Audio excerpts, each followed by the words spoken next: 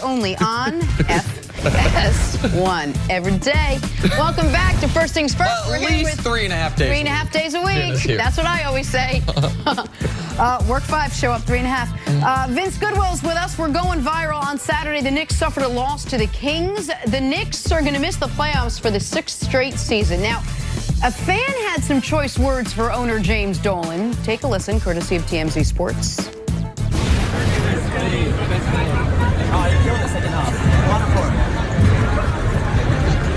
Sell the team! You think I should sell the team? You want to not come to any more games? Why? That's rude. It's your opinion. No, it's not an opinion. And you know what? Enjoy watching them on TV. Him, block. Bring him, yeah, him, hold him for Kevin. Hold him for Kevin. Hold him for Kevin. They hold him for Kevin. They tried to detain that guy and ban him for life from MSG. I think they did. I think they pulled his. He tried to apply for tickets next year. He tried to get tickets for the season, and they come on, James Dolan. That's not an irreverent heckle. Like if you're he didn't curse at him. He didn't take a personal insult. He made a request. Sell the team. That's what he asked. Well, when they kind of threw out Charles Oakley, who's a Knicks legend, they'll do that to Joe Fan without a problem. Absolutely. And if I own the Knicks and I happen to come, you keep your comments until I get past you and everything. All right? Like, if you want to keep doing this, I do happen to own the team, the building, and everything. I do appreciate the fan coming out for a matinee on a Saturday. That's committed. That's committed to the game. Pep, our producer Pep, who's a Knicks fan, brings up an interesting point. If the next time they show James Dolan on the Jumbotron, if the whole arena starts chanting "sell the team," are they going to be playing stands up, kick them all out? They're playing just in front of me today, boys. I'm just going to take James Dolan, stay off of TV. The next press conference you're going to be doing, Kyrie, KD coming to the Garden, and people going to be coming in droves to get to the Garden. They are coming in droves now. The team's terrible, and they sell out. That's why they can tell that guy. Try being a Detroit Lions fan. On to the Lakers now. Among the many things they have lost, well, Saturday's game for one. That's their 5th straight loss. Lonzo and Ingram for 2, both shut down for the year, and perhaps some of LeBron's invincibility. According to an anonymous Western Conference executive, LeBron is, quote, throwing people under the bus every chance he gets. In fact, another executive chimed in and said, now it's all about deferring and putting blame on somebody else instead of being like an old school guy and saying, I've got to do a better job. I've got to make my teammates better. Great players and great leaders. That's what they do. That's what Kobe would have done. That's what Michael Jordan would have done. All right, Vince, what was your reaction when you read this? Are we to the point where we're deifying Kobe Bryant now? Like, how long has Kobe Bryant been out of the game where we're to the point where we've forgotten that we've seen Kobe Bryant play and we've seen Kobe Bryant's act? I'm trying to figure that out. Now, people forget. That's why we have to make sure that we bring it back up, because how history really played out in people's mind is a lot different. The revisionist history on Kobe is crazy. Like, Kobe's one of the 10 greatest players of all time, but let's sort of like leave it there and not make him out to be the greatest teammate of all time either. Let's keep it there. For LeBron, I do think there's part of some frustration there. He's going to miss the playoffs for the first time since his 2nd year in the NBA, and he's been hurt.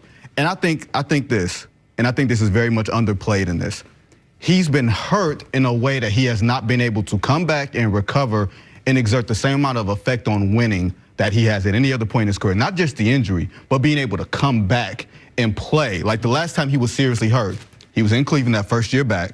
He missed 8 games with the back injury. He came back and was gangbusters. They won 12 in a row, and they cruised all the way to the NBA Finals. He missed all that time and came back, and although the numbers look like it, he didn't look like the same player. Like, and what did he say, shortly after he came back around the All-Star break, what he was going to do? Activate playoff mode. And what happened? He went to the gas and nothing but air came out. You know, you start your car in high school. Well, for me, I ain't had one of them good cars. Knicks, that's a different story and everything. You don't even know what car I had in high school. That's what he looked like those first 5 games coming back. And it was, to your point, that the numbers are there and his plus minus there, the effect, he was mostly on the offensive end the same guy he was before the injury. But this time of year, he goes to a different level, sometimes earlier than other times, but he's always been able to hit it, and he wasn't able to hit it. But at this point, there are a lot of people around the league that do not like LeBron, do not like the way LeBron's changed the power structure, do not like the way LeBron conducts his business. There are a lot of, and there haven't been a lot of real room to criticize in the last 7.5 years. And now there's a ton. And instead of just focusing on what I think is totally fair criticism, his involvement in the recruitment of Anthony Davis, how that hurt the team. His involvement, as was reported more the last few weeks, in his selection of the players on the team. That's fair. His lack of, I think the one part there that's a little fair is the lack of accountability of, I need to play better, just even if that's not true, like just to take leadership. But this other stuff of, here's what Kobe would have done with these guys. Kobe would have been standing in a parking lot demanding they trade him. I watched him do that to Andrew Bynum. I watched him kill Smush Parker. Like, so we know that part of it. And the other part of it is the Lakers' problem this year is multifaceted, but the biggest one has been the injuries.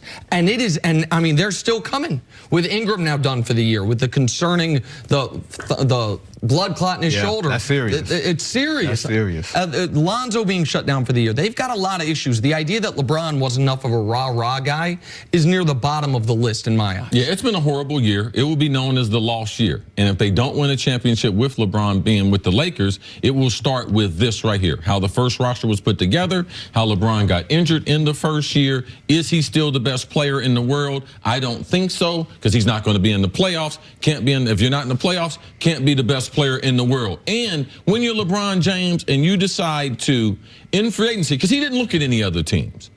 He decided he was going to the Lakers long time ago. So when you decide to do that and your first year doesn't go well, he's going to get a lot of the blame. You know the reason why?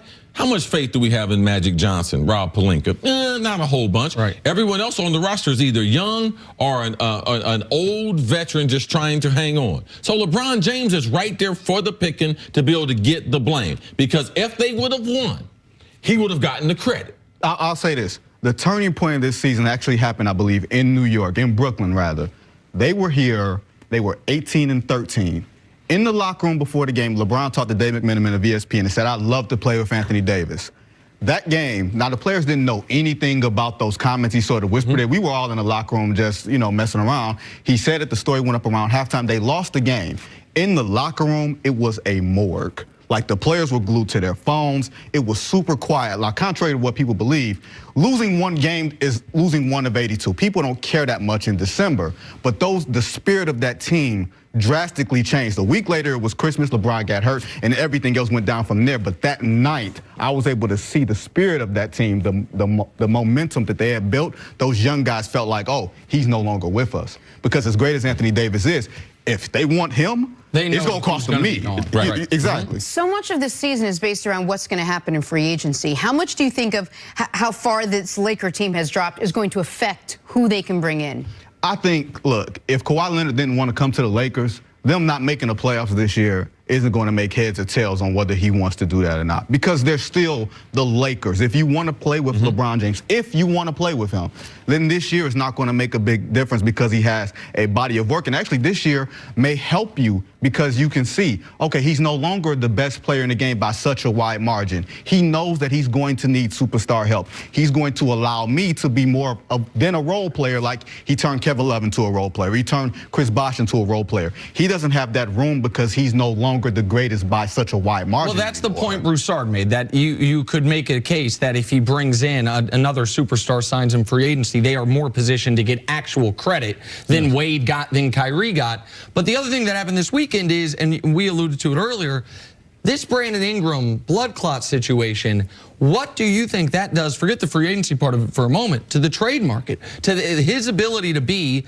the key piece in an Anthony Davis trade, because he was playing the best basketball of his career after the All-Star break? He was playing such great basketball by a wide margin compared to what he had done before.